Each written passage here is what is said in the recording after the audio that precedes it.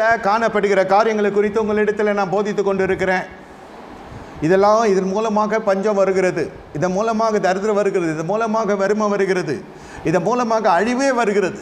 பஞ்சம் தரித்திரம் கூட அல்ல, இது உலக பிரகாரமான காரியம் அல்ல. இது ஆவிக்குரிய ரீதியில் ஆத்மாவுக்கு ஒரு உயிர் மீட்சி அடைய வேண்டிய இடத்துல ஜீவன் போகிற அளவுக்கு ஆக்கிவிடுகிறது. அதனால தான் நாம் செத்தவர்களாய் காணப்படுகிறோம். நீதிக்கு என்ன பாவம் செய்தாலும் நமக்கு உணர்வு இல்லை, என்ன பாவத்தில் நம்ம பிள்ளைகள் இருந்தாலும் அந்த உணர்வு இல்லை.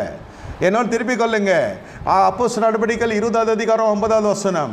அந்த இடத்துல ஜத்திகு என்னும் பேர் கொண்ட ஒரு வாலிபன் ஜன்னலில் உட்கார்ந்து பவுல் நெடுநேரம் பிரசங்கம் பண்ணி கொண்டிருக்கையில் மிகுந்த தூக்கமடைந்து நித்திரை மயக்கத்தினால் சாய்ந்து 3ஆம் மெத்தையிலிருந்து கீழே விழுந்து மரித்தனாய் எடுக்கப்பட்டான். இந்த தேவ சமூகத்தில் பிரசங்கம் கேட்குற பொழுது தூக்கம் வந்துடும் சில பேருக்கு. இது உழாது அப்படின்னு நினைப்போம். சரீரம் உழாது, சரீரம் சாவாது, ஆத்மா செத்து போயிடும், ஆத்மா விழுந்து போயிடும். இது மேலிருந்து விழுகிறது என்றால் என்ன? கேட்கிறதோ உன்னதமான சத்தியம், ஆவிக்குரியவர்களுக்கு அறிய வேண்டிய ஆழமான சத்தியம். ஆனால் கண்கள் நித்திரை, மன நித்திரை, ஆவிக்குரிய நித்திரை, பூமிக்குரிய நித்திரை எல்லாம் சேர்ந்து வந்து விடுகிறது.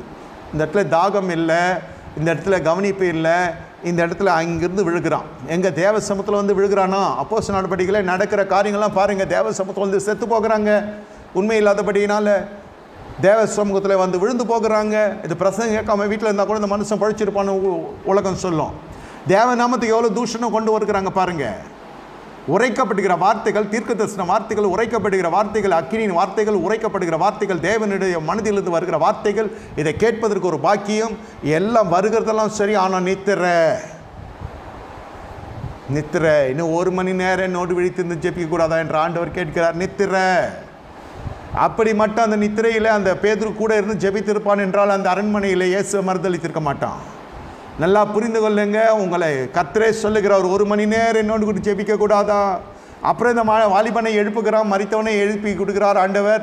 அதெல்லாம் வல்லமை, சாட்சி, ஊழியம் பிரமிக்கத்தக்கதாக உயர்த்தப்படுகிறது. ஆனால் வீழ்ச்சி அதை பாருங்க. 3 முறை மறுதளிப்பதுக்கான காரணம் பேதுரு என்ன? 1 மணி நேரமாவது என்னோடு கூட நீங்கள் விழித்திருக்க கூடாதா? இல்லை, எல்லாரும் கன நித்திரை அடைந்து விட்டாங்க. கர்த்தர் பார்த்தார், விட்டு விட்டார். கடைசியில் ஒருத்தன் கூட சிலுவையின் பாடையில் இல்லை. ஒருத்தன் காட்டி கொடுத்து செத்து போனான், இன்னொருத்தன் மறுதளித்தான். மீதி 10 பேர் என்ன பண்ணானோ தெரியல, ஓடியா போயிட்டாங்க. இல்லை, நிற்க வேண்டிய இடத்துல நிற்க முடியாது. அதுதான் இந்த வீழ்ச்சியினுடைய மறைமுகமான வியாக்கியானம். கர்த்தருக்காக நிற்க முடிகிறதா? முடியவில்லை. ஏன்? நித்திரை. தூங்க வேணாம் வேதம் சொல்ல, தூங்குங்க, ஆனால் ஆவிக்குரிய நித்திரை. காலத்தை உணர்ந்தவங்களை காலத்தை பிரயோஜனப்படுத்திக் கொள்ளுங்கள் என்று ஆரம்பிக்கப்பட்டது வசனம்.